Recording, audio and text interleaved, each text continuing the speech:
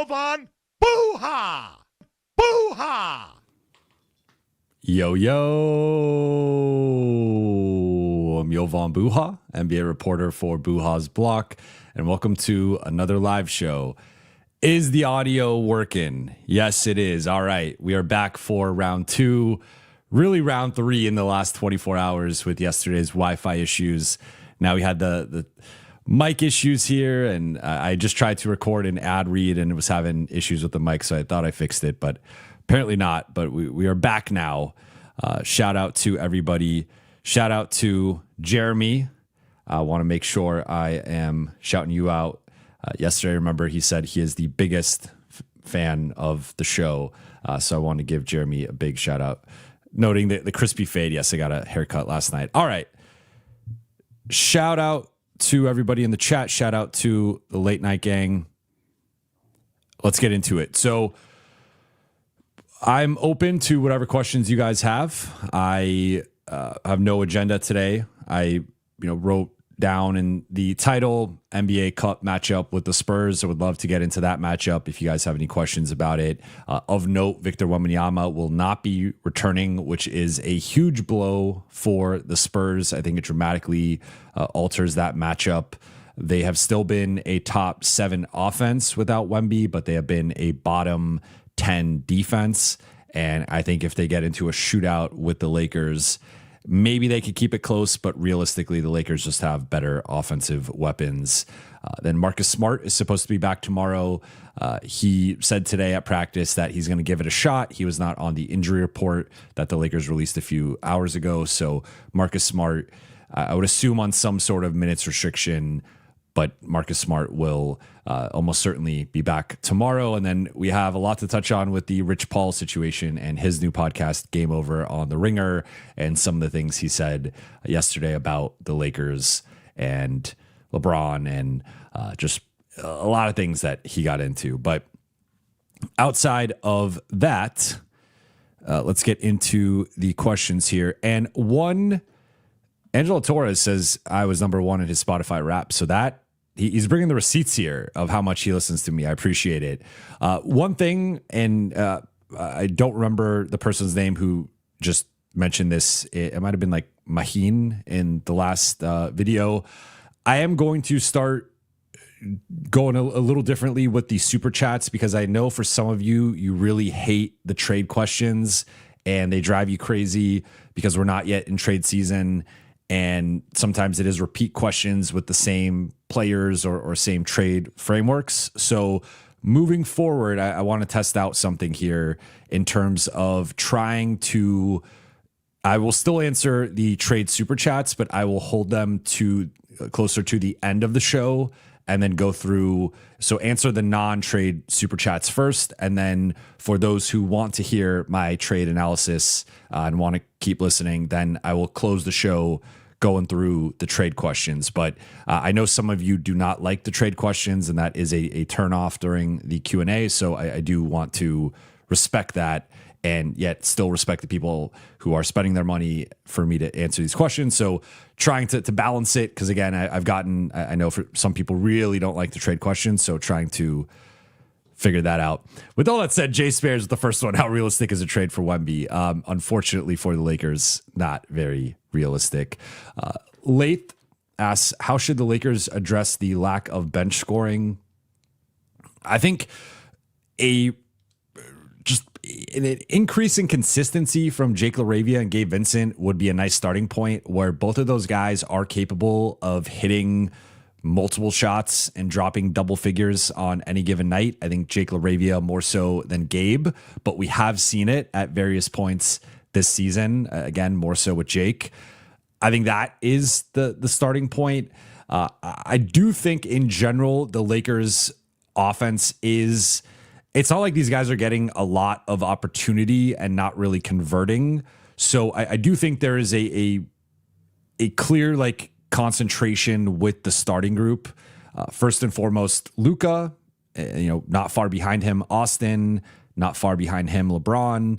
And then you have a bit of a drop off to DeAndre Ayton and Rui Hachimura.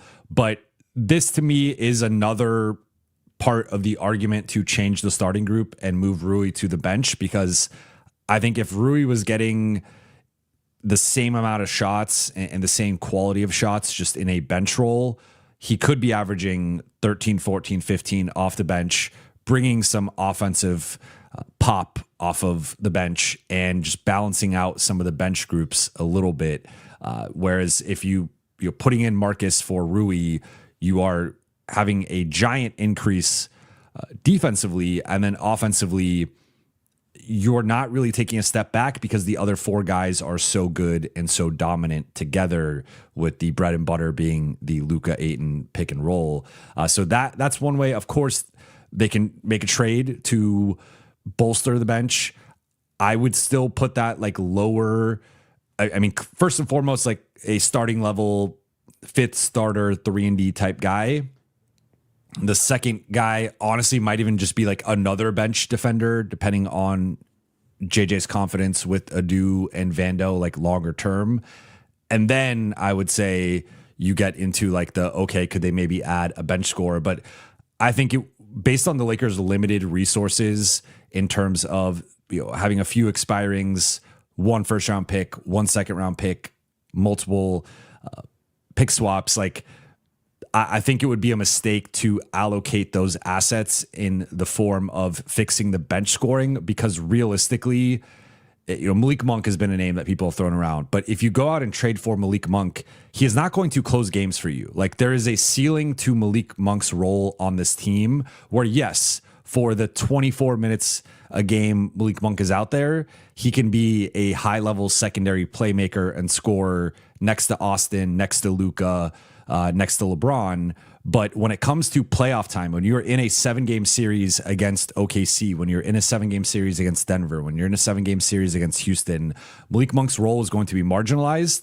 He's probably going to have a reduction in minutes because he's going to be targeted relentlessly defensively, and he's not going to close games. Like, there's no universe in which you're closing games with Luka, Austin, and Malik Monk together.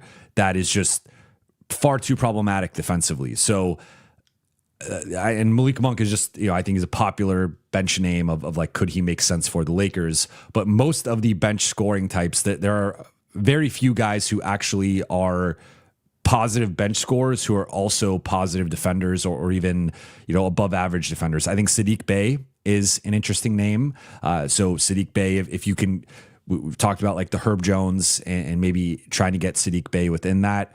That would be interesting, and that plugs a hole with the starting group. And then adding Sadiq Bey as a two-way bench player, I find interesting. But most of the guys that are out there, like there are some guys, I guess, like a Keon Ellis or Ayo DeSumo, who I think are more bench players than starters. So they could both add a little bit of pop off the bench, but also be positive defenders.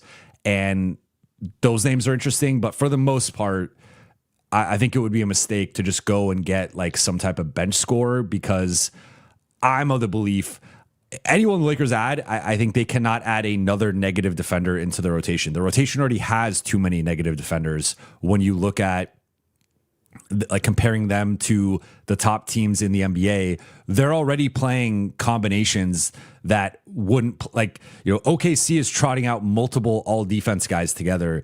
The Lakers don't have one all defense caliber defender right now, quite frankly. Marcus Smart's probably the closest. So it's like, it's just, you can't put that level of defensive ineptitude together consistently and expect to win a championship. So I think, again, there are some two-way guys who can help with the bench scoring, but for the most part, I think the bench scoring is a little bit overblown, and this is just a roster that is going to be primarily leaning on its starters. And like there is a major drop off between player number 5 and player number 6 in the offensive hierarchy. And like, that's just the construction of the roster. Like, I think you would have to dramatically change the construction of the roster, which I don't think is realistic at this point. I think it's, again, more marginal changes or maybe like the one big change with the starting group, but maybe that's moving Rui to the bench or maybe that is bringing in like a lower usage bench player. But I don't think they're like, I think adding a defensive sieve who's a good scorer would be a mistake. Like, this group is pretty good offensively. They are bad defensively. That's the area they need to address. Turbo, how will we stop Fox? Honestly, he's the type of guard who we do struggle against. Yes, he's like a Tyrese Maxey.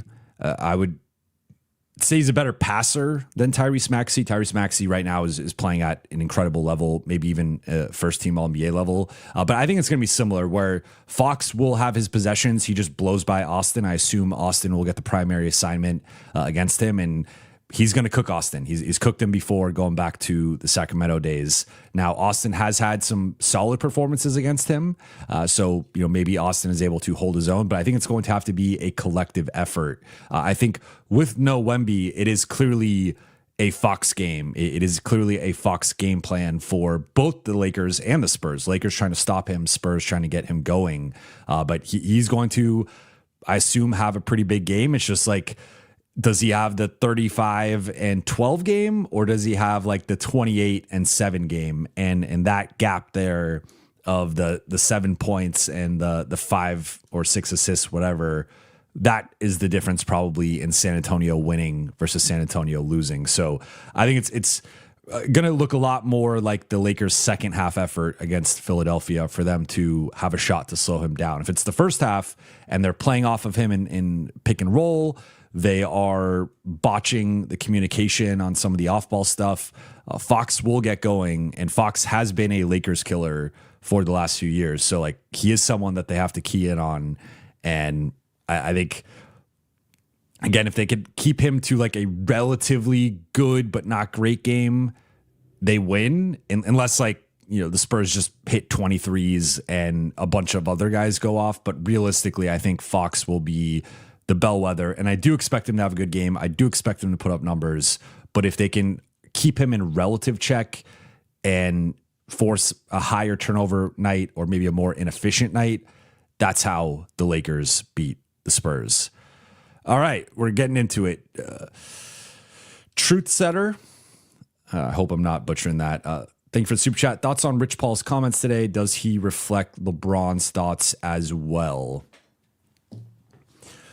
Yeah, so this was something I watched last night, and I've been waiting for the podcast to release, and I will note, like, it was an interesting podcast, and I thought it was illuminating and insightful to hear Rich speak about his perspective on different things within the NBA. Like, I love Max Kellerman. I thought his appearance on the Bill Simmons podcast was one of the best guest appearances anyone has had this entire year. He just came out throwing 103 fastball, and his breakdown of Stephen A and First Take was, I thought, incredible. And so I was looking forward to hearing him back on the air officially and just listening to his thoughts about the NBA and sports at large.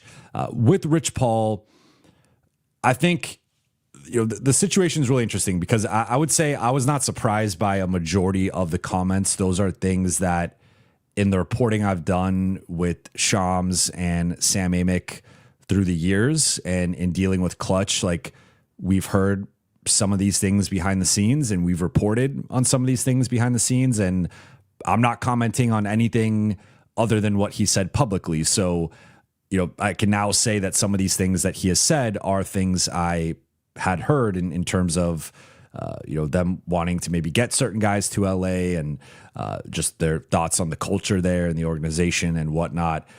It is interesting timing, I would say, with the Lakers playing so well, them being 17-6, number 2 in the West. And, I think LeBron coming off of his best game, like it feels like an I don't know if that factored into it or not. Maybe if LeBron didn't have a great game in Philly, it's not like the time to comment on the Lakers and whatnot. I think there was a lot of truth in what he said. I do not fully agree with the comments about the Lakers not being a contender. I think they're a back-end contender. I think things would have to go right, both due to health and just the matchups as currently constructed. Now, I've said since the offseason, I've said this repeatedly.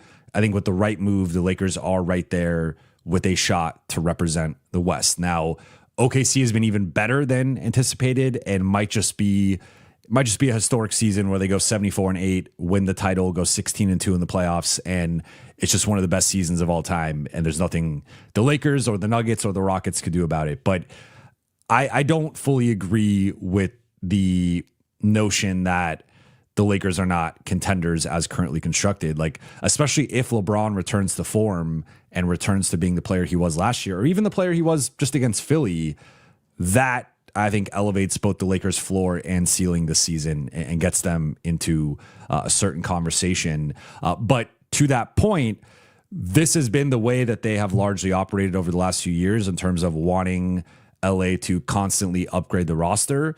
I think in their defense, LA has often had subpar rosters and not maximized. Like, I think it's undeniable that they did not maximize the LeBron AD era. I think since the Russell Westbrook trade, there have been plenty of mistakes, and it ended up netting them Luka. So it's like hard to quibble with that in like the big picture. But for several years there, they were not fielding the most competitive rosters that they could have. So at the time, I understood it more. I think now they're in a different spot where it's obviously shifting more toward Luka and Austin and what the future is going to be. And I'm sure on some level that is tough for LeBron and Clutch. But I mean, I do think that's how LeBron is wired in terms of always wanting to make trades, improve the roster. Like that's the part of LeBron where I feel like he doesn't get enough credit for his competitiveness of like LeBron is never satisfied with the status quo. And, you know, sometimes he's had a negative reputation because of that. But, you know, competitiveness, I think, materializes in different ways. And with LeBron, it's always like, you know, I'm going to do the most I can do in terms of I'm going to, you know, stay in the best shape possible. I'm going to arrive early and stay late. I'm going to maximize my production, my performance, and put everything into my body and staying healthy and giving you a certain level of production.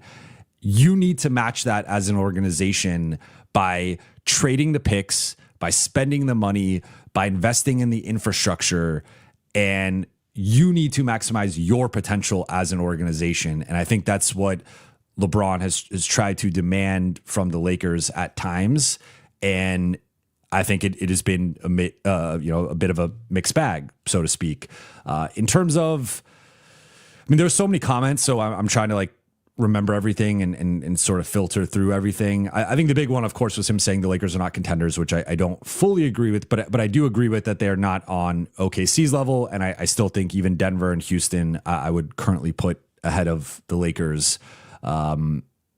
In terms of LeBron not leaving, that is not a surprise. Like there really isn't a situation that makes sense for LeBron to leave, and LeBron does have the no trade clause, so he is in control of whether he ends up being traded or not. The organizational stuff I found interesting because he was making a distinction between a championship organization and an organization that wins championships and trying to state that there is a culture difference. And that part I honestly did not have much of an issue with because I do think the Lakers have had some culture problems over the last decade, and they won a championship over that span. And I think things are trending in the right direction, certainly under Mark Walter now. And I think we are going to see a marked change in their culture and how the organization operates. But to Rich's point about like, when he said, we was talking about OKC and like the depth in the scouting department and listing through the different areas of just the scouting department in particular, I was like, yeah, that's an area that the Lakers have been behind the curve for basically up until now. And now they just let go of their entire scouting department or most of their scouting department. So they're obviously going to replenish that. And I think moving forward, it's going to be a different culture. It's going to be a different situation. But I don't think it's crazy to say the Lakers have not had the same culture as Miami or San Antonio over like the last decade. Like those organizations have had a lot more stability and have had the same leaders in charge and have had certain standards that I think the Lakers have kind of been figuring that stuff out a little bit more on the fly. But I think the more interesting thing to me is like the timing of the comments. There's really no reason to create or stir up this drama or this conversation right now when things are going so well with the Lakers. Again, I don't know how much of it was tied to LeBron finally having a LeBron type performance and then kind of talking about it afterward. Now, as for him reflecting LeBron's thoughts, that I think he reflects them to a degree, but Rich is outspoken. Rich is his own man.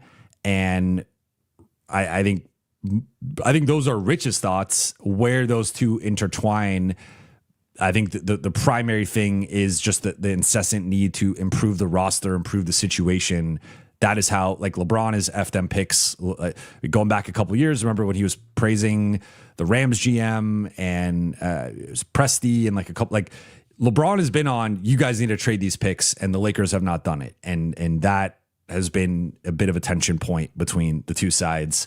But I don't agree with everything he said, to be clear. And I think the timing of it is a little unfortunate, but it was interesting to just get his perspective on things. And, that was like I would say that's like as honest of a conversation as an agent has had on the record since I can remember. And like that to me was at least refreshing. Of, you don't have to agree with everything he said. And there's certainly things I disagree with. I just think most agents are very guarded, and it's very much about posturing and trying to present a certain image.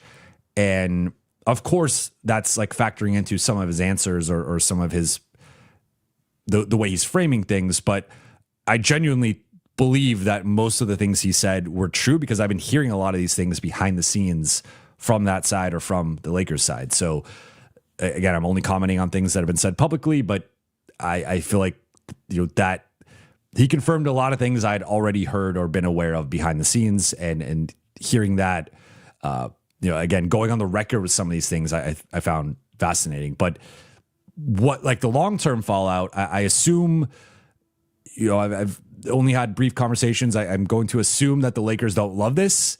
I know they did not love AD coming out and talking to Shams last year and talking about wanting to play more power forward and wanting LA to trade for a center. So this is not a player coming out and doing this, but this is the most prominent agent in the game right now, representing arguably the greatest player of all time and representing multiple players on this Lakers team. And so I assume they're not thrilled with some of the comments he made, particularly about the organizational culture. But I mean, it was interesting. If you guys have more specific ones, I would love to dive into that.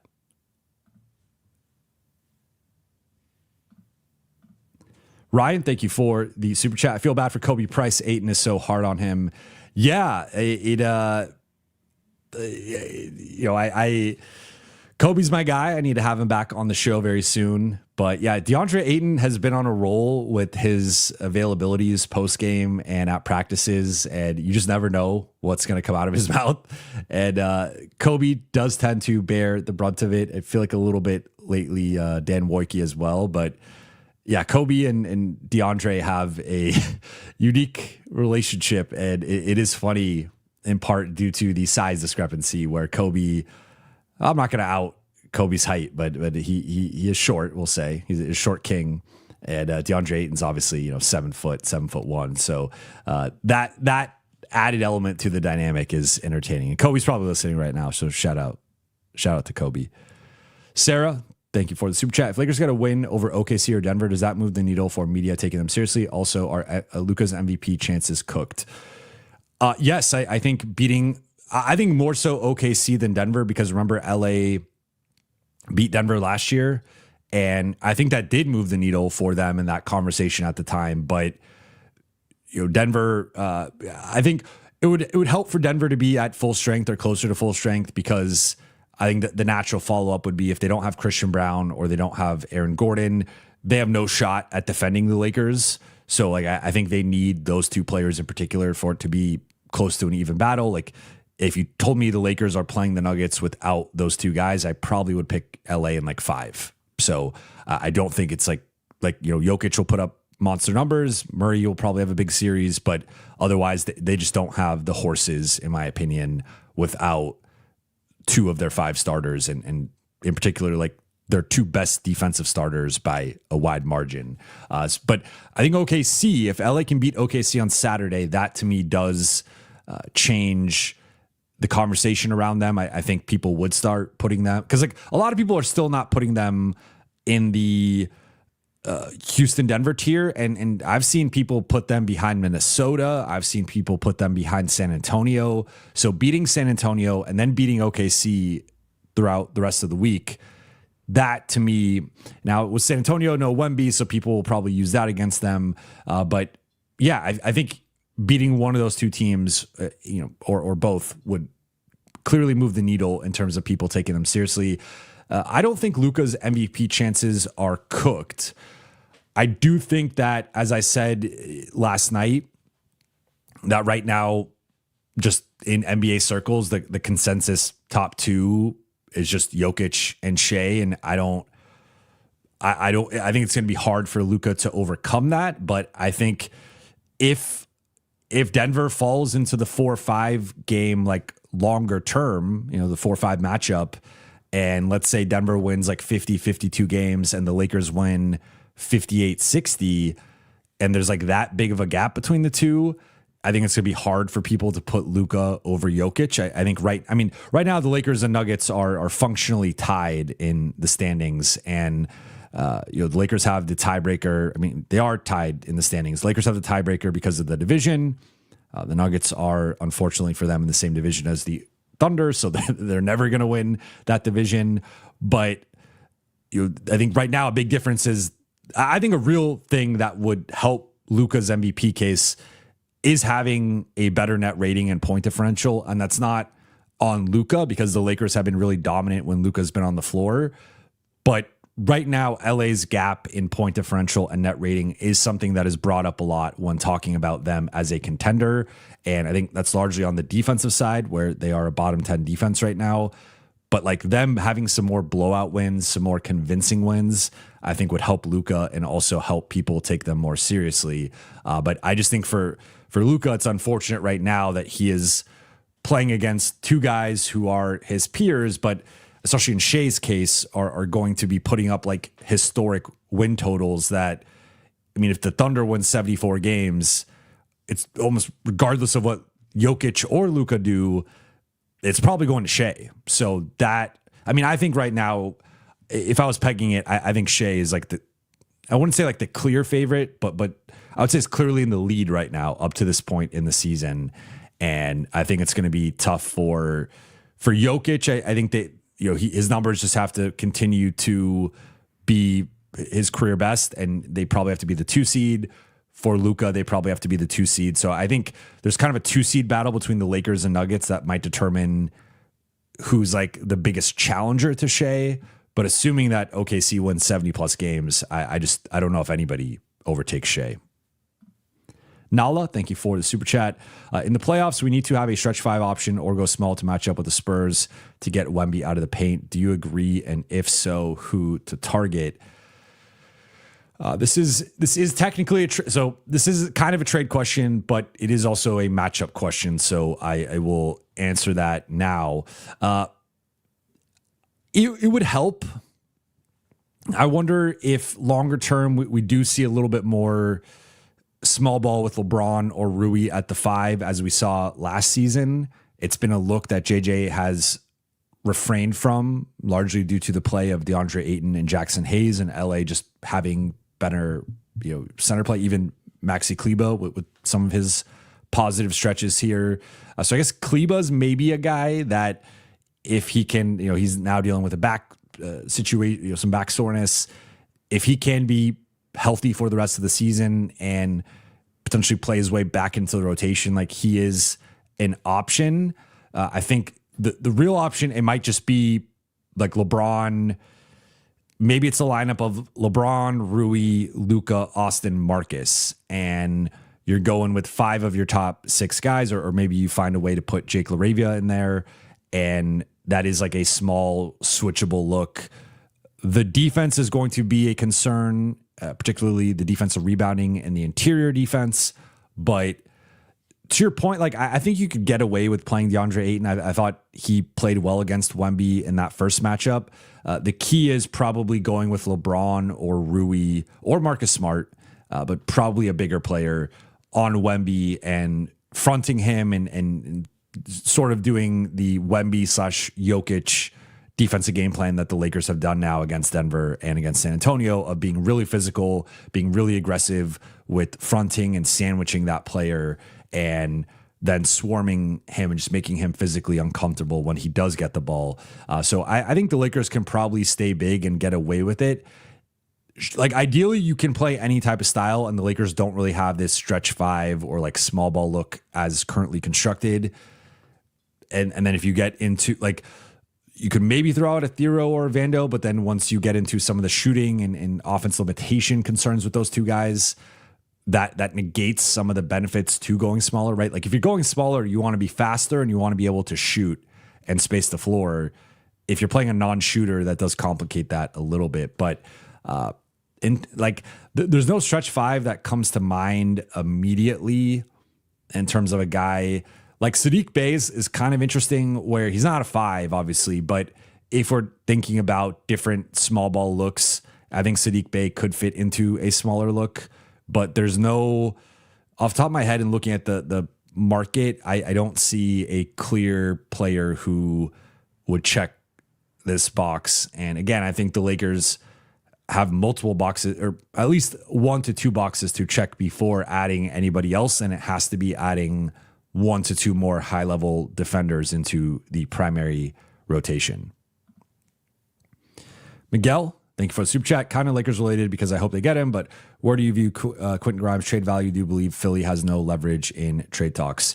I know Quentin Grimes is a big topic in here. In terms of his trade value, I think he is one of the better bench players in the NBA, clearly, and he is someone who's going to have value.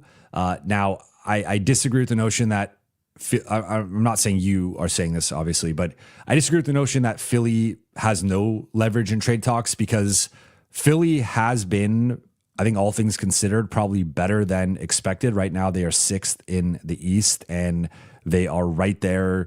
They're a game out of 4th. They're a game and a half out of 3rd.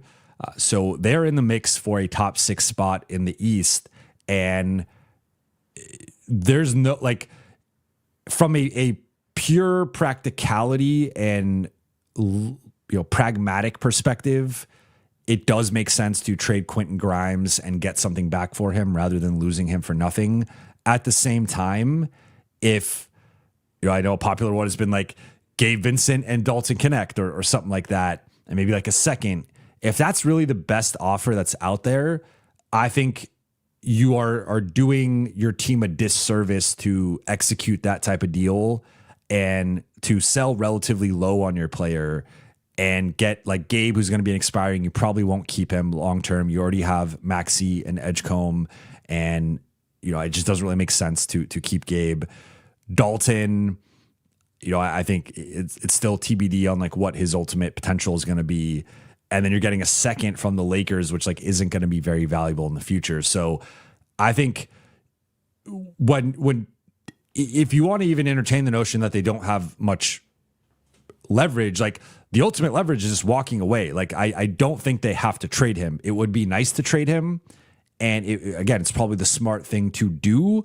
But if you're not getting proper value, which to me is probably like he's probably worth like a protected first or at least like an interesting young player, like a clear like young rotation player at a minimum.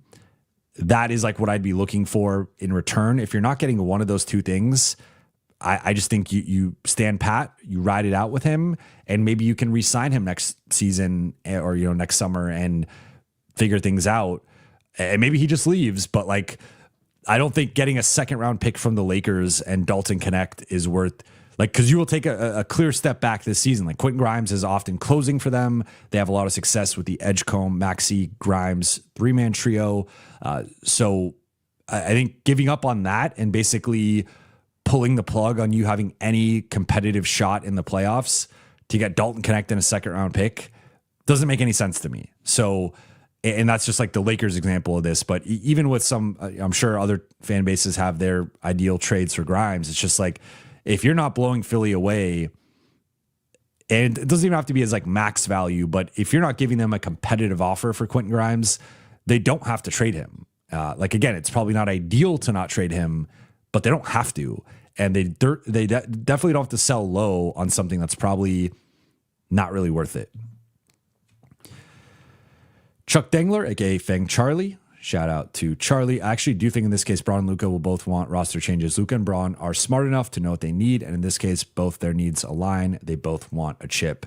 Yeah, I mean, that's the thing is like, I think the framing of some, like the way that Rich frames some of the stuff, like he was clearly airing some of his grievances out with the Lakers, with the way some of the LeBron stuff has been handled and going to bat for his client and sort of just, you know, that whole dynamic. But I think to your point, like I'm sure Luka views this team in a similar light of like, they are close to contending. They just need to balance out the rotation and balance out the roster a bit.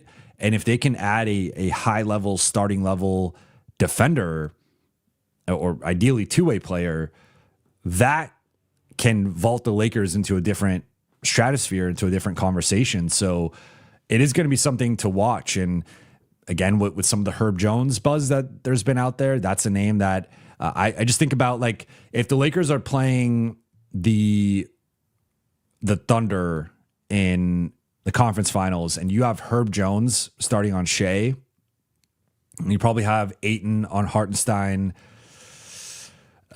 maybe, I mean, this is where it gets, you know, maybe Luka on Dort helping off of him. It does get a little tricky there where you have like Austin on J-Dub, I guess, and LeBron on Chet. It's not the ideal defensive matchups for LA, but I feel much more comfortable putting Herb on Shea than I do even putting Marcus on Shea, but certainly than putting like Austin or Rui on Shea. And if you put, you know, I know Rui's guarded him in the past and Austin's guarded him in the past, but like, I don't feel great about that in that matchup. And I think that's some, like, they are throwing, like, Luka's going to do his damage. Luka's great enough that it doesn't matter who you put on Luka, he's going to get his. But they're putting Lou Dort and Kason Wallace and Alex Caruso and J-Dub on Luka. The Lakers are putting Rui and Austin and Marcus Smart and like Gabe Vincent on Shea. Two totally different classes of defenders. Like, if we were ranking all those guys, you might put all four Thunder players before you get to one of the Lakers defenders. Like, that's a problem. So I think the Lakers clearly need a high level defender added into that starting group. And that continues to be the clear weakness with this group. Glenn says, thank you, Jovan. I appreciate it, Glenn. I always like your profile picture. You look very happy in there, and that makes me happy. So shout out to Glenn. Tired East Coast Lakers fan. Very appropriate with it being almost midnight on the East Coast right now. Thank you for the super chat. If no trade happens, who on the team is the likeliest to step up this year to make us contenders, or do you think there's no pathway without a trade?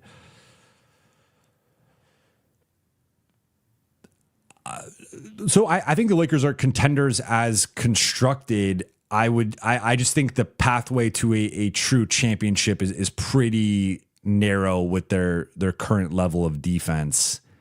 And so, like, you know, I guess my definition of a contender is like, do you have maybe like a 5% chance to win the title? I think the Lakers do. I think it's pretty close to 5%. Like, you know, so it is like relatively low, but could I envision Denver ends up in the 4-5? They play OKC. That's a bloodbath in 7 games. And the Lakers play Houston. And, you know, I don't think that's a great matchup for them, but they win that matchup and then they beat OKC. And like, sure. Like, I could see a path to at least the conference finals, if not potentially the finals. But I think realistically to have a shot to, like, a real shot to beat OKC and to survive that and have the legs and the stamina to go into the next round and win, I think that they have to make a trade. Now, I would say there's two players I look at who I think would have to step up to help LA, to at least raise this current ceiling with this group. I think Marcus has to stay healthy and be available basically for the rest of the season, and ideally then move him into the starting role at some point. But if not, at least be like the primary bench guy. Like I've mentioned this before. Right now, since LeBron has returned, Marcus has actually been the 9th man in the rotation in the few games he's played due to LA limiting his minutes due to the back situation. So if Marcus is like an 18-minute a night guy, 9th man, I think that's really problematic. I've talked about it before with Marcus. The latest numbers are with Marcus on the floor, the Lakers have the 2nd best defense in the NBA behind only OKC. With Marcus off the floor, they have the 27th ranked defense, the 4th worst defense in the NBA with Marcus off the floor. So there's a huge swing with Marcus on versus off. And I think the Lakers need as many Marcus Smart minutes as he can handle. And that's a big key there because we just don't know how many minutes he can actually handle. And if it's only 18 minutes, 20 minutes, that's a problem. And I think that lowers their ceiling. The other player I look at is Jake LaRavia, who I think has also stabilized as a defender and been a really big part of LA's defense. Of like when they've had good defensive stretches, LaRavia's often a part of it.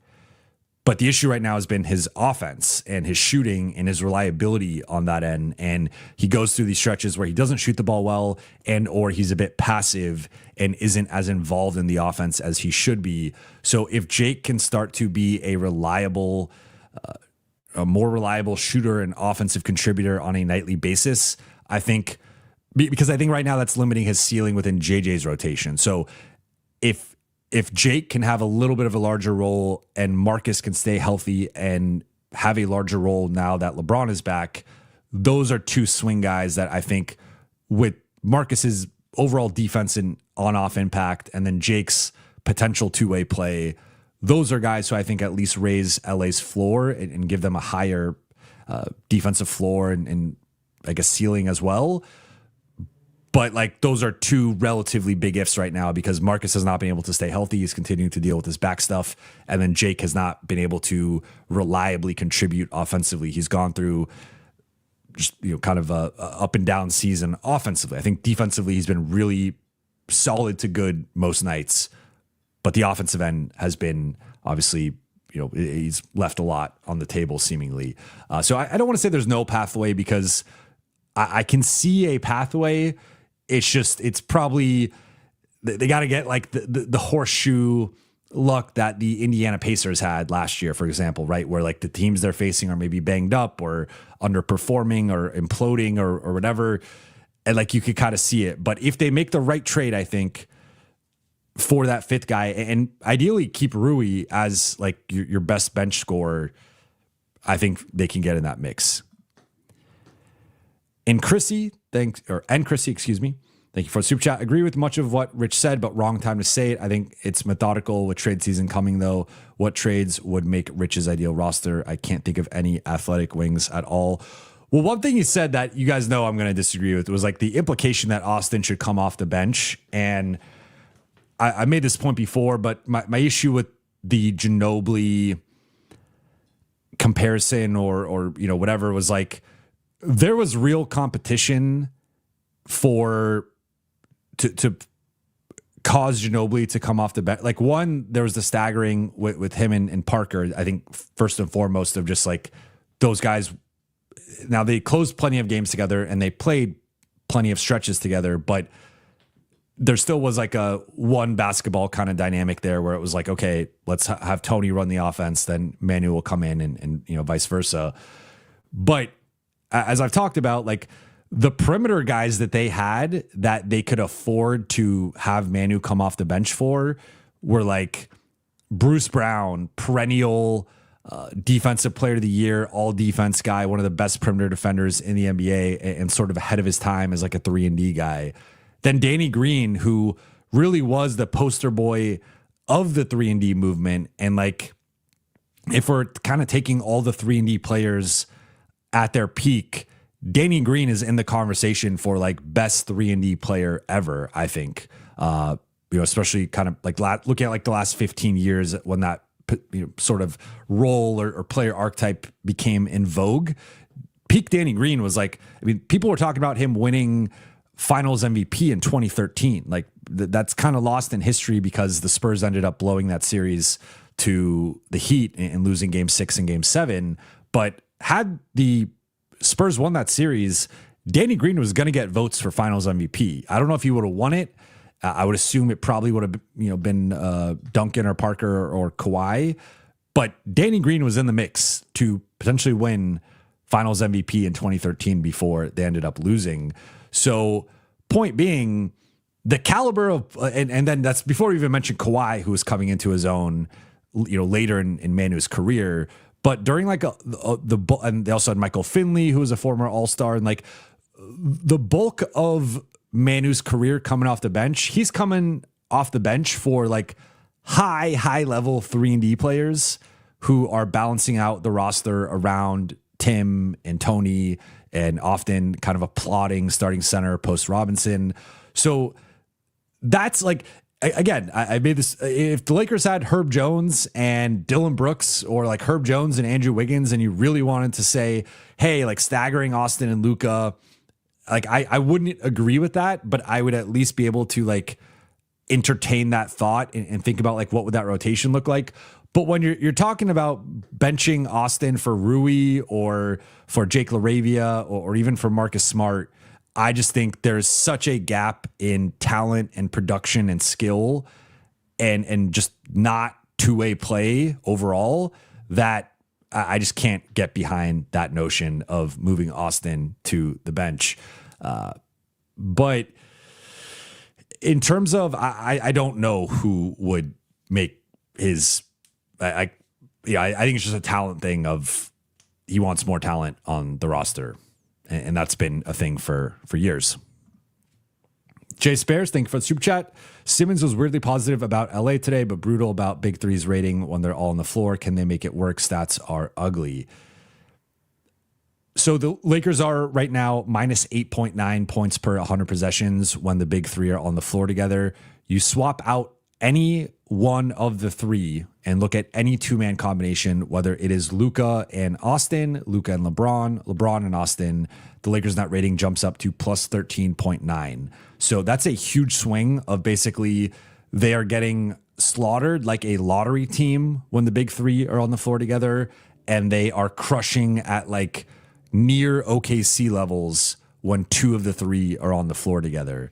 So that is something that they have to figure out. I just did Spectrum earlier today, and they had us ask two big questions for the Lakers for the remainder of the season. And that was one of my questions was, how do they figure out how to unlock the Big Three together? Because even going back to last year, they were a slight positive with the Big Three. I think technically they were like +1 or +2 in the regular season. And then when you factored in the playoffs, I think they dropped to like -1 with the Big Three on the floor. So even go back to last year, the returns were not very positive. And right now they've been able to win in spite of that. Of the starting group is a -13 net rating right now. The Big Three together are a -9. They're consistently losing those minutes, and they're winning all the other minutes of like two of the three plus the bench, or maybe four starters and one bench guy on the floor. I think the biggest issue has been the defense, and that is where, again, I continue to harp on, can you get a Smart or LaRavia in the starting group to help balance it out and just have a higher level primary defender out there?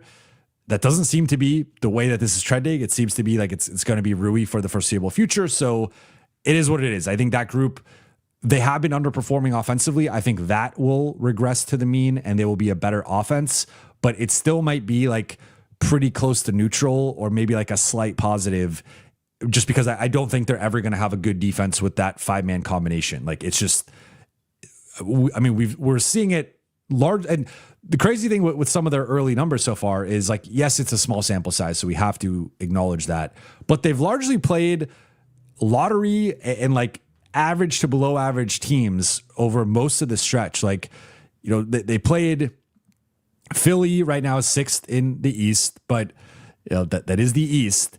And then looking at some of the other teams that like LeBron, they didn't have Luka obviously for the Toronto game, but like they played Phoenix, who's solid. But then it was like Utah and the Clippers and Dallas, and they've been playing these teams that some of them are playing. Like Dallas is playing better now, and playing the Lakers kind of triggered that turnaround for them. But for the most part, this has not been the best competition. So it's not like, all right, sure, if they played OKC and Houston and Denver and Cleveland and New York, like back to back to back to back, and they were struggling, you kind of write it off as like, hey, this is a really brutal stretch. It makes sense why this group isn't playing well. But it's not that. They've been playing like relatively easy competition, and they're still getting slaughtered by like opposing starting groups. So that's why I continue to harp on this. Like, I know some people, I think on Lakers Collective, people were asking like why I continue to talk about this. And it's just like, I continue to talk about this because this is just a glaring issue with the team that is relatively controllable. Like, no, you can't remake your roster overnight, but you can control who's on the floor and which combinations are together. And the Lakers continue to kind of shoot themselves in the foot to start games and like get out to these slow starts. That's like very predictable when you're playing lineups that probably shouldn't be playing together. Now, I say all that to say, again, I think the starting group will, stabilize a bit. I do think the Philly game can be a turning point for the big three, and just the way that they were running certain 3-man actions with those guys, the way that they were spamming Austin LeBron pick and roll, and then later Luka LeBron pick and roll. I think there's something there. And I think getting LeBron more involved will unlock more within the offense. So I think that's like a big part of this is like just they're probably going to win those minutes more so with the offense than the defense, right? The defense is just going to be what it's going to be. And I think the goal should be to outscore people because that's sort of the way that this group is constructed. So I think it'll stabilize. I do not think they're going to be a -9 net rating for the full season or even, much longer in the season. But it is something that I think is worth noting, that there is such a shift between all three together versus two of the three. And like, again, going from being like a lottery team to being one of the best teams in the league, arguably the second best team in the league, with only two of the three on the floor. So that is like, I guess you could try to stagger it as much as you want and only keep the big three together for beginning of first, beginning of third, closing games. But like, you're also going to have to at some point figure this out and start like having better numbers with those three on the floor, right? Because unless you are moving one of the three to the bench, which I don't even know, I don't see LeBron coming off the bench. And I think benching Austin after the season he's had up to this point would be asinine. I just don't really know what you do at that point. So like you got to figure it out. I think it starts with putting better defensive players around them. But I also think it's going deeper in your bag offensively in terms of the actions that you're running around Luka, LeBron, and Austin. And I don't think they've tapped into that enough, but I do think the Philly game was a big step in the right direction. Danica, thank you for the super chat. What are your top three Lakers wins highlights from this season? First, I mean, I have to start with, I would have to start with the Toronto win and LeBron poetically passing up on a shot. We don't know if he would have made a shot or gotten fouled and made the free throws or whatever, but like having a shot to extend his historic streak, passing that up to Rui in the corner. And it was a play that symbolized the way LeBron has played all 23 years of his career. It was the right play. It was a winning play. And then also Rui being one of the best corner shooters and just straight up 3-point shooters in the league and knocking that down. Like a lot of pressure on that shot, getting that pass from LeBron in that moment. I mean, just in general, getting a game-winning attempt is there's a lot of pressure behind that. But from LeBron, like imagine if LeBron passed it to Rui and Rui missed it and it went into overtime. LeBron probably gets to his 10 in overtime, but like maybe the Lakers like lose and LeBron doesn't get his streak. And then it's like all that kind of went by the wayside. But because Rui made that, that was such a pivotal moment and such a big, just, I think emblematic moment of LeBron's career. I would say after that, a couple games come to mind. I think at Minnesota, Austin hitting the game winner and slaying the Minnesota demon for the second time in less than a week. And he had a good game against Minnesota in the first matchup, and LA won by 18, but that was carried a lot by Luka with his 49, and Luka just went off and absolutely decimated Minnesota in that game. That second one, though, the Lakers were on the ropes. They were blowing the lead, and Austin made several big plays down the stretch, had a high-level playmaking game, had 28 points and 16 assists and hits the game winner. So I think naturally, like the two games they hit the game-winning shots have to be in there. And then for me, the third one would either be the San Antonio win or the Milwaukee win for different reasons. For San Antonio, I think that's probably the second best team the Lakers have played this season behind OKC. And they were without Fox and Harper, but the Lakers were without LeBron and Austin. I think that's a bigger loss for the Lakers than the Spurs. And that was just a high-level game that the Lakers made so many big plays. Like DeAndre Ayton outplayed Wemby down the stretch. The Lakers, like Rui and Marcus taking big charges against Wemby late. And just the moxie and resilience that the Lakers had in that game, that was one of the wins of the season. Also, a quick shout out and honorable mention to the Portland win where they were depleted. That's up there as well. But then the Milwaukee game to me was LA's best wire-to-wire performance. They basically took control of that game early. It was a little close to like the first half of the first quarter, but by the end of the first quarter, they were firmly in charge. They led by double digits basically the rest of the way. And there was a couple times Milwaukee went on a run, but I thought that was LA's best like wire-to-wire win of the season. That was right before Giannis got injured and Milwaukee fell off a cliff and, now is dealing with all the Giannis stuff. But that to me was a really nice win. But I mean, there's so many contenders, right?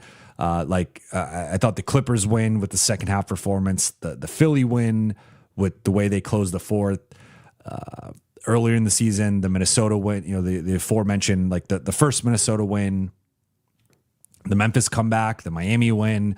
Lakers have a lot of good wins this season. I would like to see them beat an OKC or a Denver or Houston, of course, and like see how they fare against the top teams in the league. But they've only played one of those teams once.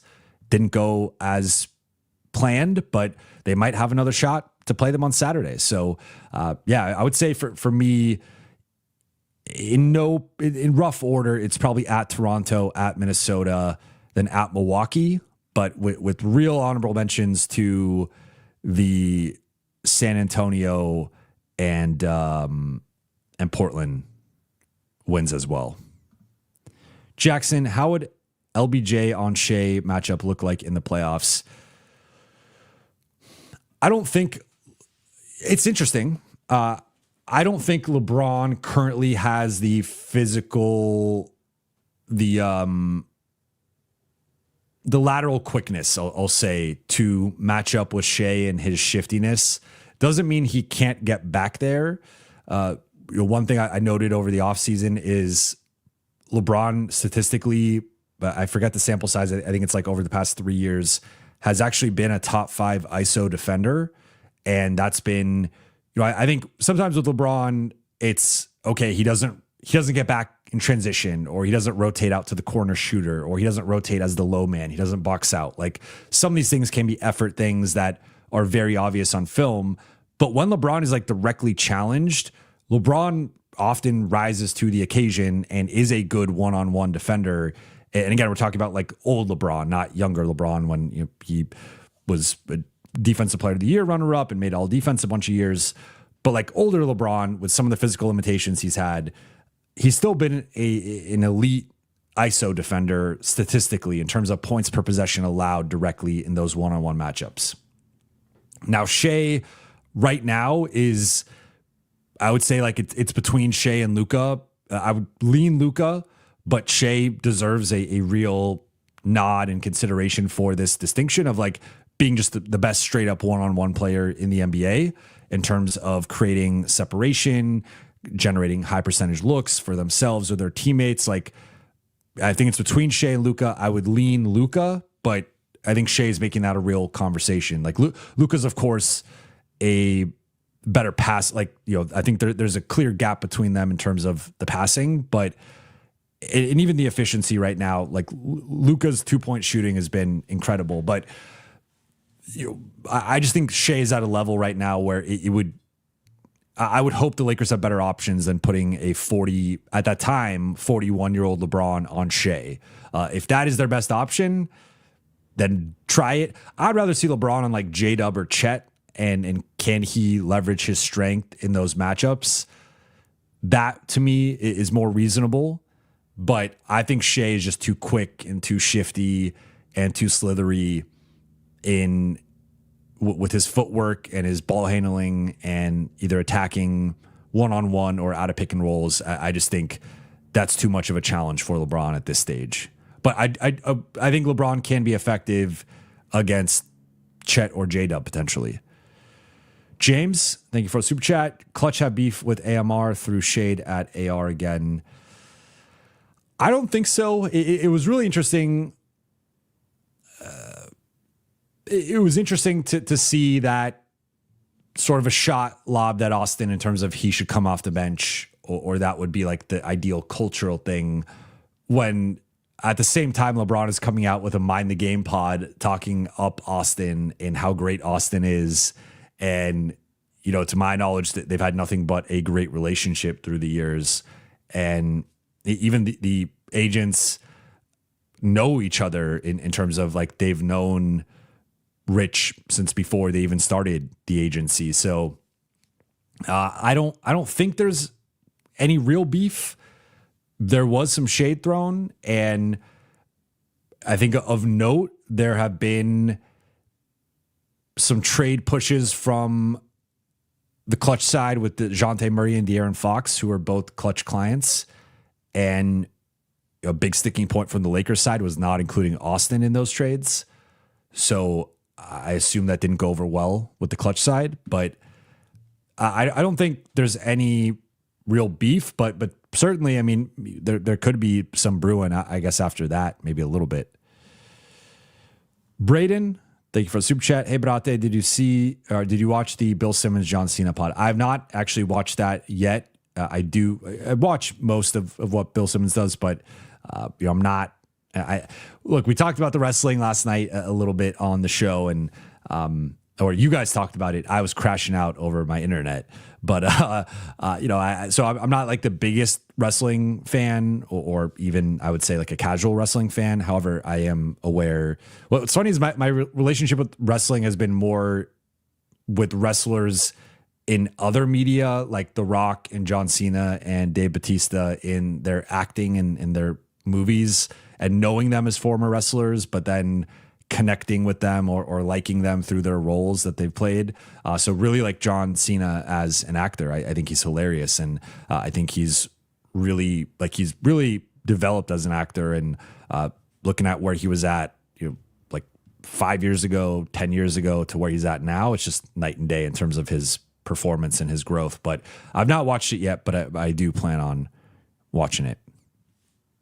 Arno DeCapo, thank you for the super chat. Am I wrong for not liking an NBA agent having a podcast and putting a team on blast, calling the team not good enough, making the locker room awkward? No, you are totally entitled to feel that way. And I get why some fans have been upset. I think for me, as I kind of said, there's like the inside basketball sort of angle to this of just hearing Rich Paul as a super agent, as one of the more powerful people in the league, just speaking unfiltered. Again, doesn't mean I have to agree or agree with most of the things he says. Like, again, I vehemently disagree that I don't think Austin should come off the bench, and I think the Lakers are better than he seemed to indicate or to frame them as. But I think the timing is the tricky part, right? Because we are on the eve of trade season. We're about a week away from, 6 days away from players being able to be traded. And these things can have impacts on a locker room. I think we're now seeing it with Giannis in Milwaukee, where Chris Haynes just had a report about, or I think a couple people had reports. I know Chris Haynes is one of them, but someone reported that there's been tension in the Bucks locker room. Chris Haynes, I think, then followed up with that, saying that Giannis had sort of a team meeting with his teammates and saying to block out the noise. So like the Giannis situation is becoming a real distraction in Milwaukee, and these things can take on lives of their own and be bits of distractions in the locker room. Now, I think the one limiting factor here in terms of its actual impact is just like LeBron is clearly not the franchise player anymore. It is Luka, and it is all about what Luka wants and the best way to build around Luka. And like, I don't think Clutch has the same level of power within the Lakers that they used to have. So those two factors, I think, kind of limit the potential impact of, I think back, a couple years ago, if Rich made these comments or had this podcast, maybe that does amplify the noise or the pressure on the Lakers front office to make a move because they don't want to waste the end of LeBron's career. Now I think they've just moved on to a different phase where I don't know how much they actually care about the end of LeBron's career, to be completely frank. I think it's all about maximizing Luka and his window, and Luka is ready to win now. So there is like a mutually beneficial thing of, if we build a contender right now around Luka, that also helps LeBron at the end of his career. But I think they've telegraphed, like, they moved on from that. It's really about Luka. And that's where I do think these words might not carry the same weight that they used to. Molove OG, thank you for the super chat. Why hasn't Rui improved much in 3 years? So I will get on my soapbox here and defend Rui a little bit. I think Rui, the primary way that Rui has improved is the 3-point shooting. So if you look at when he got to the Lakers in the middle of the 2022-23 season, that season overall, he shot 32% on threes. He shot 34% in Washington and just under 30% in LA. But that next season, and now 3 straight seasons, 42%, 41%, 46%, and has also ramped up his volume, 3.4 attempts to 4.2 to 4.2. So I think Rui has really improved as a shooter. He has not improved, I would say, as a rebounder or as a passer, but he has improved as a defender. I will give him that. I think Rui's defense, when he first got to the Lakers compared to now, there have been marked improvements. And I would even say, I think he has declined as a defender, in my opinion. I would say the 2023-24 season was probably his defensive peak as a Laker. But he did have some good stretches last year in those small ball looks when LA was playing their best defense of the season. Rui was like a part of it. Now, I think with that group and at that time, LeBron was carrying an incredible load on the defensive end. And remember, Dorian Finney-Smith was also a big part of it and a big part of the turnaround, a big part of the small ball looks. Like something I talked about a lot last year was, you look at the small ball lineups before Dorian got there versus after, it was night and day. Like before Dorian got there, the Lakers were a bad small ball team. They were bad defensively. They were getting killed on the glass. And the combo of LeBron and Rui, regardless of who that other guy was, often they were going small. It'd be like Max and Austin and like D'Lo plus Rui and LeBron. But, so that was a part of it. But once they traded D'Lo for DFS, it unlocked a small ball look that they just didn't have before. And that combination of DFS, Rui, and LeBron as a front court was really good. And that was a big part of LA's second half turnaround. So I say all this to say, like, I know I'm not the biggest fan of Rui in terms of his fit with the starting group. And I think there are some real limitations with him next to the big three.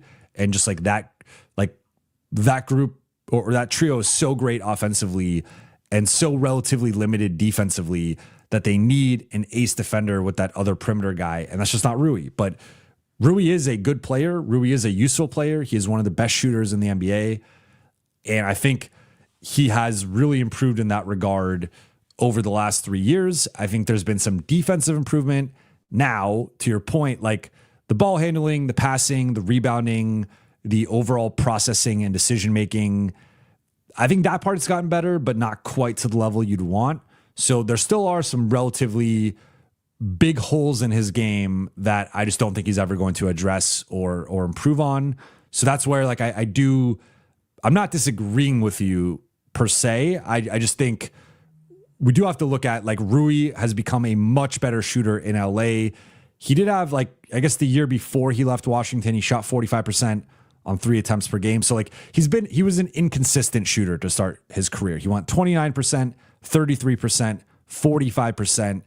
So showed real improvement there.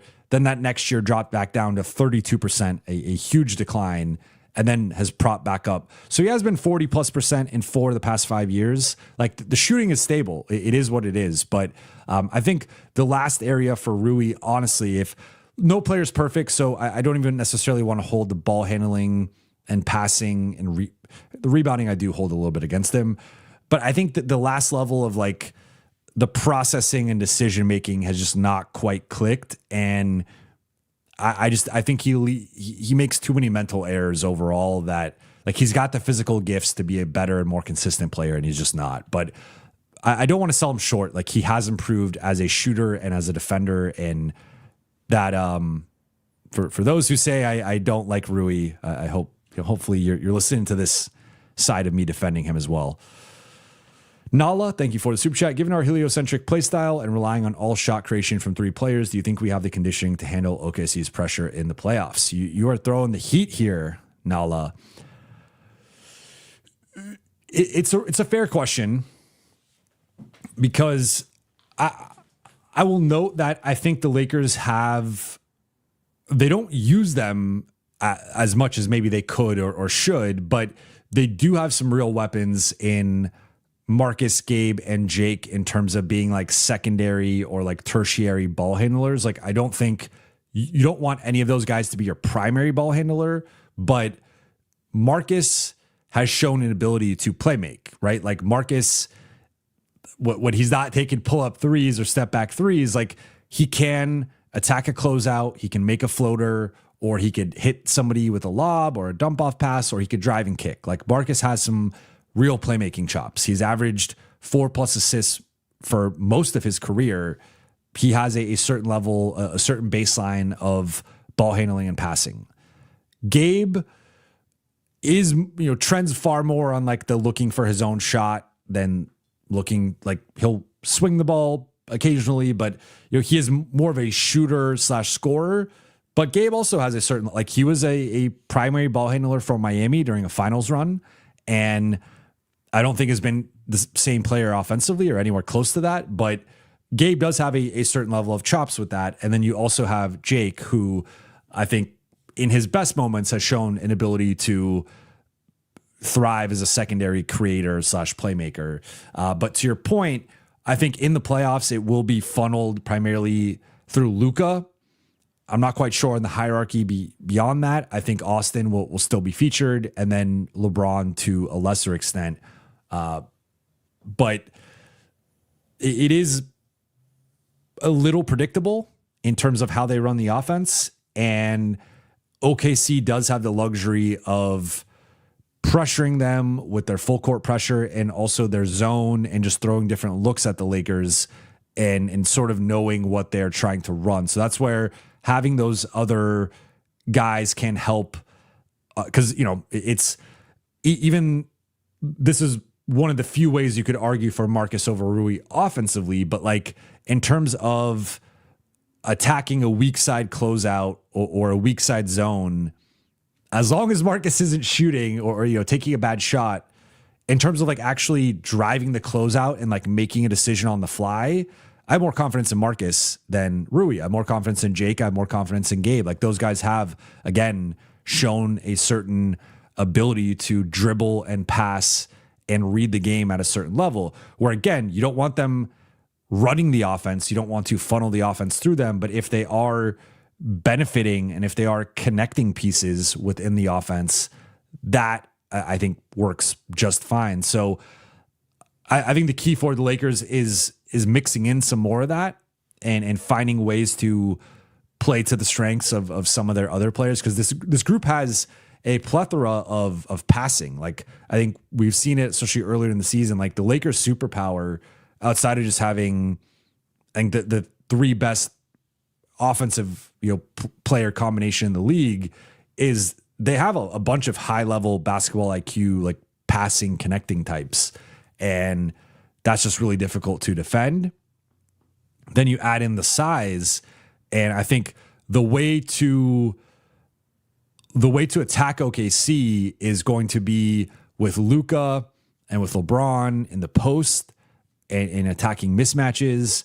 I think guys like Jake and Rui playing to their physicality and playing to their physical capabilities will be a big part of it in terms of boxing out, being physical.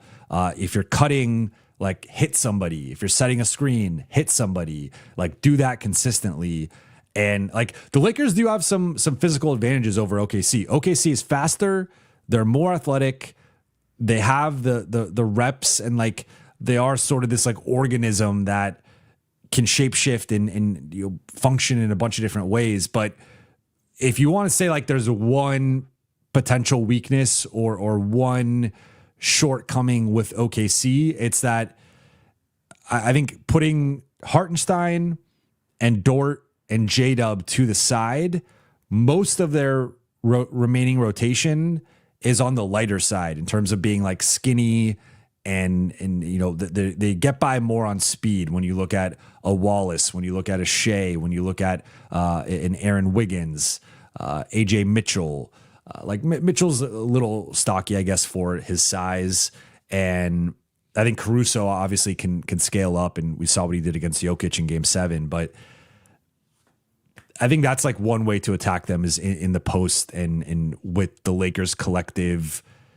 So, like, I guess this is where the Lakers having a million power forwards could maybe help them, as long as they're spacing the floor and functioning properly offensively. But in terms of conditioning, I do have some real concerns, and I think OKC's at a different level conditioning wise than the Lakers, and I also think LA's deeper than the Lakers, so that allows them to press and throw different looks that, like, those guys are playing fewer minutes, so they can, like, when you play fewer minutes, you can theoretically go harder in those minutes because you're not going to get as tired, or if you get tired, you just sub out and a new group comes in. So I think it's TBD in terms of like the conditioning. I would like to see LA, like, one thing that really stood out for those who rewatched or even watched the highlights of the Suns game. I mentioned this now a couple times. Freeze frame, like, there are many possessions where if you freeze frame it, the Lakers and Suns players are like generally in the same spots on the floor or like near each other. 3 seconds later, you have 4 Suns players at the rim and like 1 Lakers player like trailing the play. And it's like, they just looked way faster than them. And that's similar to the way OKC plays and OKC functions. So I think that's an area the Lakers have to continue to try to improve in. Mo Love OG, what up with AR last game? What he was in his head. Thank you for the super chat. I think speaking of conditioning, I think Austin can go through stretches where he just doesn't have his legs. And it is something that we've seen at times later in the season with Austin, sometimes in the playoffs, but also just Austin has had some stretches in the last couple of years where he will go through these, slumps later in the season. And I think a big part of it is just his legs. And for whatever reason, he's not a guy that I think is in bad shape or like, he's quick, he's shifty, he tries hard on both sides of the ball. So I don't think it's like that per se, but I do think there can be times where his legs get a little heavy and that's when the jumper stops falling. So I thought he was pressing a little bit in the Philly game, trying to get it going. And there was a couple of possessions where it felt like he clearly was not in rhythm, and he was sort of like, I'm going to try to shoot my way into rhythm, and that just wasn't happening for him. But I think, the two previous, like third game in 4 nights on a road trip, the 2 previous games he combined for 80 points and 18 assists. So you don't want to give him a complete pass in terms of just right. Like every game matters, every performance matters. So, and Austin should be held to that standard, right? Like Austin is now at the point where if we're calling him a superstar, we're calling him an all-star, we're calling him an all-NBA guy, those guys show up every single night. And I think that's like the next level for Austin, is to be like, to his credit, how many games has Austin really had like off this season? I think the OKC game, the Phoenix game, the Atlanta game was a little rough, if memory serves. I forget, I know he had missed around that time. I don't remember if he played in the Atlanta game or not. He missed the Atlanta game. So not the Atlanta game. The Atlanta game was rough for the Lakers offense. But looking at it quickly, the Memphis game, he only had 21, but I don't really think that was on him. Like, the OKC game and the Phoenix game and then the Philly game, I think, are his 3 worst games of the season. One commonality among all 3 teams was just very fast, quick backcourts that are testing him defensively and also pressuring him on the other end. So that is something that Austin continues to need to work on and be able to address. But I think you could argue he's had like 3 duds out of the 20 games he's played this season. So I think you take 17 out of 20, 9 out of 10 or 10 out of 10 times. AZ Sport X, thank you for super chat. Yo, thoughts on Rui, Gabe, Adu, 21-31 first, pick swaps for Trey Murphy III and Alvarado. Keep second pick for Ellis package. Okay, so we are reaching the point where I am going to wrap here soon. So I will start. I mean, I've already answered a couple of trade questions, but I will now entertain the trade part of the show. So I assume you mean here keep the second round pick and not keep the second pick, because I only say that because there is still a misconception with some people that the Lakers have 2 picks to trade. They do not. They only have 1 pick to trade. So I just want to be clear on that. But Rui, Gabe, Adu, 2031 first, and pick swaps for Murphy and Alvarado. I know some fans are not going to want to trade Adu, but I think Trey Murphy is the caliber of player that I would consider moving him for. The other guys, I like, just put Adu to the side for a second, like, or you could even swap in Dalton. If it's just Rui, Gabe, a first, and swaps for Trey Murphy and Alvarado, I do that in a second. I think Alvarado is pretty similar to Gabe in terms of overall impact. It might even be better. Could be a more impactful defender. And then Rui, a first, and swaps for Trey Murphy. I think you do that 10 out of 10 times. So my read on the situation would be New Orleans wants more. There was just a report, I believe, that came out today. And of course, there's going to be some posturing or whatever, but that New Orleans wants multiple firsts for Murphy or Herb Jones. And like, they're confident that they could get that in the market. So obviously the Lakers are only giving up 1 first here. That's a limiting factor for them. But yeah, I mean, I think the ideal thing, if you could come out of the trade deadline with Trey Murphy, Alvarado, and Keon Ellis, that is a home run for the Lakers, even if you empty the cupboard in terms of your assets. But I think a more realistic thing would be take out Adu, take out the pick swaps, and you get Herb Jones and Jose Alvarado, and then try to also get Keon Ellis. I think that's probably more realistic. I think for Trey Murphy, I just don't think the Lakers ultimately have enough. All right, going a few more minutes here. Z Wayne says, I'm not trading a dude. Totally understand that. I think it just depends on who it is, right? I like, if it's a due for like Keon Ellis, I think that is a mistake and probably selling low on a due. If he is the missing piece to get a Herb Jones or Trey Murphy long-term starter next to Luka and Austin, I think that's the bar I would entertain. Ashik says, Jovan, don't you think other teams can outbid us for guys like Herb Jones? Yes, I do. I do. I think, especially if, like, what one way a team could just simply outbid the Lakers and not even outbid them by much is like just offer a more valuable first round pick and a more valuable second round pick. Like, the most the Lakers could theoretically offer would be something like, depending on how many people you're putting in it, but like, let's just say the expiring of Gabe or Maxey, plus even let's just throw in Dalton, and then like a first, a second, and like swaps. But there are teams that can offer a similar package and just offer better picks, because you have to remember right now the Lakers draft capital is not projected to be that valuable because people are assuming that Luka is going to be a Laker for the foreseeable future. And if Luka is a Laker for the foreseeable future, you would assume that the Lakers are going to be a top 10 team at a minimum for however long Luka is a Laker through like his early to mid 30s. So for projecting out, let's say the Lakers are offering the 2031 first here.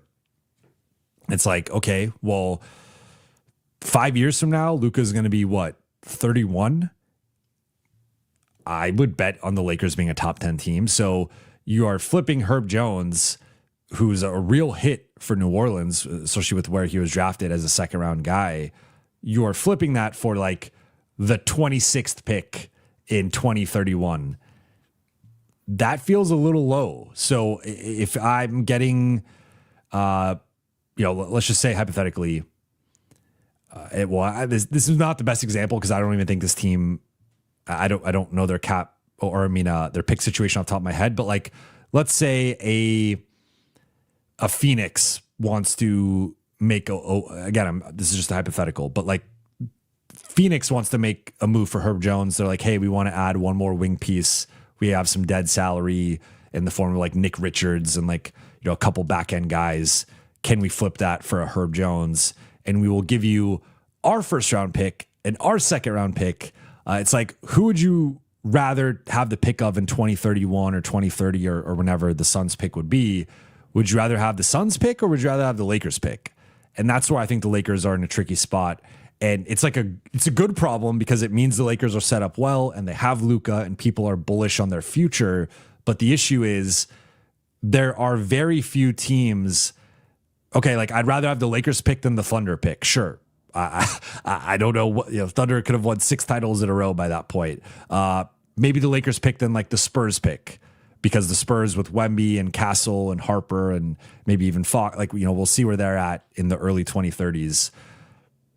Maybe Houston, with longer term Şengün and Tom. Like, I just look at the rest of the league and I'm like, pretty much everyone else, I'd probably rather have their pick than the Lakers. So again, that's a good thing for the Lakers that their future is so bright and people are so bullish on like how good they're going to be. But it does make it tough when you're putting these picks on the table of like the bar to beat the Lakers' best offer of like their first and their second is basically just a crappier team's first and second, which is like going to be most teams. So that's where the Lakers, like, I think New Orleans has to really love Rui, Dalton, and or Adu. And if they love one of those three and then are willing to play ball with the picks, it's a possibility. But this is where LA runs into a little bit of a tricky situation. Shamgad, any price on Jordan Walsh? I don't know Jordan Walsh's price, but I would love Jordan Walsh as a Laker. I think he did one of the best jobs against Austin that anyone has done this season. The issue is he's a Celtic, and I just do not see those two teams operating in good faith with one another. Nala, again, thank you for the super chat. We have the best ball handling backcourt in the league to handle pressure, but they'll never really get tired. I love Claxton because he can handle and won't get pressured full court at the 5. Also, his defense. I really like Claxton too. I've mentioned that I think that the complication with Claxton is that I think you would have 2 starting centers at that point, and I think it's a little bit of a, like, Ayton has been great, and Ayton, I think, deserves to keep his starting spot. So I think Ayton would continue to start over Claxton, but I think you're potentially creating a scenario where like Claxton's not going to be happy coming into the situation and being behind a guy that if we just go like even factoring in this year, but if we factor in like the broader like last 3 years, Claxton has been better than DeAndre Ayton over the totality of like the last 2-3 years. There's a reason why he's making the contract that he's making. And I think like asking him to come off the bench and, unless you're like really splitting their minutes at like 24, or even potentially playing them together in 2 big looks, I just think it's a tough ask to like have this guy come in who's making triple the amount of the starting center, has been better than the starting center until this year, and be like, yo, can you want to play the Jackson Hayes role? Like, I just don't think Claxton, I don't think he's deep enough into his career yet where he's going to be like cool with that, but I could be wrong. But in terms of his, like, look, Claxton was my top center target going back to last year outside of Kessler, who I just didn't think was realistic. But Claxton has been a guy I really like. I really like his fit. I think he'd be a great lob fit with Luka, great defensive fit with Luka, switchable defender. Lakers could switch 1 through 5. I just think as long as Ayton's there, like maybe Claxton's a longer term fit with this group, but I think like being realistic with it. And then you also have to think about from a financial perspective, you get there one of 2 ways. You either get there with Rui plus a couple of the cheaper salaries, or you get there with Gabe and Maxey. But if you're using Gabe and Maxey to get Claxton, that's it. That's your one trade. You're not really, unless you're flipping Rui, which I think is, again, unrealistic in general, but probably not happening at that point. That's your one move. And I think if you do your one move on a backup 5, that I think would be a mistake just based on what the Lakers need. JM Ball, thank you for the super chat. Would you trade the 2031 pick to the Thunder for a few of their picks to reset the Stepien rule? So my understanding, if I'm understanding this, or if I understand the Stepien rule correctly, it's about your picks, not about other picks. So point being that if LA traded their 2031 pick and got the Thunder's picks back, that would have no impact on the Lakers and their Stepien rule situation with like the picks that they've traded. I believe the only way that would be corrected would be the Lakers getting back their own picks, which would be, the teams that have the Lakers picks, Dallas or Utah, or I'm blanking if there's anyone else. Those are the 2 off the top of my head. Like if they got those picks back, then that resets the Stepien rule and allows them to access more of their picks in the shorter term. But just now, flipping a future first for multiple Thunder firsts doesn't reset the Stepien rule, but it does allow the Lakers to flip multiple Thunder firsts. So you could argue that just that alone has its own value of, okay, well, you can't access your 2028 pick or whatever yet, but you're getting multiple Thunder firsts, and depending on the quality of those picks, you can package that together for a Giannis or just make a competitive offer for a Herb Jones, a Trey Murphy, etc. So there is potential value here in doing that. I just wanted to be clear that at least there are obviously people who know the cap at a higher level than me, but my understanding of the Stepien rule is it is specific to your own picks, not just like, and your own picks is in like your team's picks that are based on your record, not just like the picks in general that you own. So like, let's just say hypothetically, one of the picks that the Lakers, they get picks back in maybe the years that they are sending out the picks. It doesn't matter because it's not their pick. It's a different team's pick, whether it's the Thunder or whatever the Thunder picks, have. I mean, they have picks from everybody. So I hope that makes sense, but that's my understanding of it. Then last one here from Davey. Thank you for the super chat. Love the show. I appreciate that. Thank you, Davey. What do you think about Ochai Agbaji as a trade target? I like Ochai a lot. I think he is more of a bench player than a starter. So I think I look at the three guys to me that stand out in this regard that I think are worth pursuing, but I'd ideally like to me, there's tiers, and I'm going to do a trade tiers list soon, as I've done, the last couple of seasons. But for me, I think it starts with there's like a tier one of Herb Jones, Andrew Wiggins, Dylan Brooks, and Wiggins and Brooks, I think, are less and less likely. Miami did lose today in the NBA Cup, but in general, they've been playing well. Phoenix is playing really well. Dylan Brooks is like the spirit, the heart and the soul of that team. I don't see them trading him unless things really go off the rails. And right now, I think if anything, Miami is probably trying to position for Giannis and holding Wiggins for a potential Giannis trade. So, and that, that's a matching salary that gets you almost halfway to, a little over halfway to Giannis's salary. So I think that makes more sense from the Miami side. So I think Herb is probably the only one that's realistic or semi-realistic in tier one, but like I'm still going to put those guys in that tier. I think then there's a bit of a teardrop and you get into the Keon Ellis, Ayo Dosunmu, Ochai Agbaji, Sadiq Bey. And these are guys who I think have two-way value as bench guys. Maybe you could talk yourself into them being like the fifth starter, but I think realistically with Rui's stature on the team and how much JJ loves him and values him and just Rui's current role, I think it would have to take a player at a certain level. Like Herb Jones comes in, it's like you probably gave up a first to get him. You might have even given up Rui to get him, but you gave up a first almost certainly to get Herb Jones. So it's like, okay, Lakers invested a lot in this player. This is a player long-term going to fit next to Luka and Austin. That dude's starting. Dylan Brooks, Andrew Wiggins, those guys are more established, high-level players. In Brooks's case, a culture setter, culture tone guy who's been an all-defense guy. Wiggins, former champion, been a starter his whole career and is just at a different level than Rui from a stature perspective. So like those guys, I think any of them come in, they're starting over Rui. You get to Keon Ellis, you get to Ayo, you get to Ochai, you get to Sadiq Bey.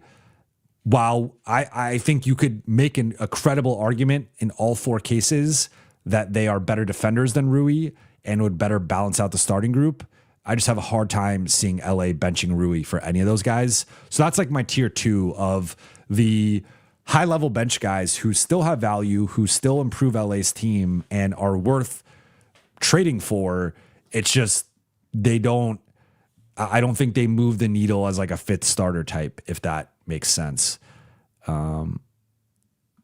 J.M. Ball says having any pick resets the rule. If that's the case, then I would entertain that if I'm the Lakers. If I'm the Thunder, though, because I know I think my guy Kevin, who asked a bunch of trade questions, has asked about LA doing something similar to what Dallas did in terms of flipping a pick swap for a future first or trying to get a future first from OKC.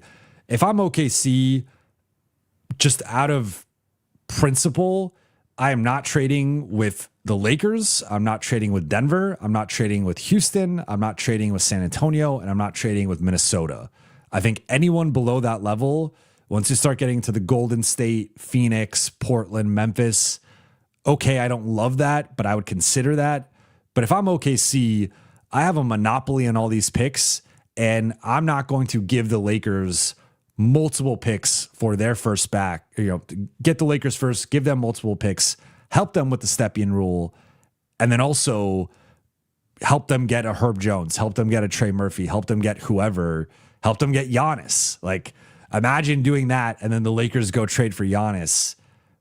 That would be a disaster for OKC. So I think from the OKC side, and also you'd have to look at it from, why is OKC giving up multiple picks for a projected Lakers late first in 2031? Like the quality or the caliber of picks that OKC would have to be giving up would have to be pretty subpar picks that are also all projected in the late 20s.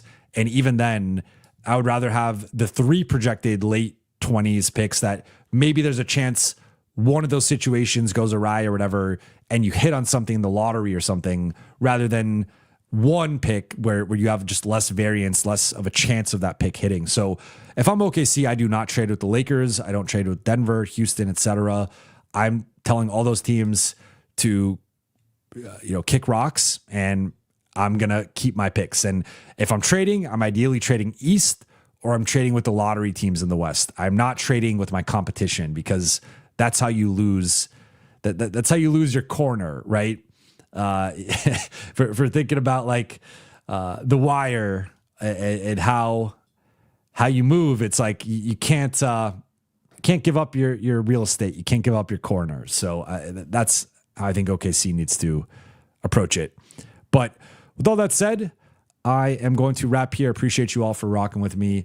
For those watching on YouTube, please be sure to hit that subscribe button, turn on channel notifications, and like and comment on this video. For those listening on Apple Podcasts, Spotify, or your podcast platform of choice, please be sure to follow, download, and leave a 5-star review. I'll be back tomorrow after Lakers Spurs.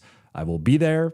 We will have plenty to break down. The Lakers will either be advancing to the NBA Cup semifinals, where they will likely be playing OKC if they do, or they will be playing a game on Sunday against OKC or Phoenix on the road, and that will be their next game. So they're either playing Saturday or Sunday, depending on the result. I assume, especially with no Wemby, the Lakers will be advancing, winning that game. Even if Wemby was playing, I would have picked the Lakers, but especially with Wemby out, I am going to be picking the Lakers to advance and get that rematch with OKC. But shout out to you all. Shout out to the Late Night Gang. Shout out to the chat. Appreciate you. And I will talk to you all very soon. Glad the audio worked the second time. Glad no Wi-Fi connection, Wi-Fi issues. Hopefully didn't jinx it for tomorrow, but appreciate you all and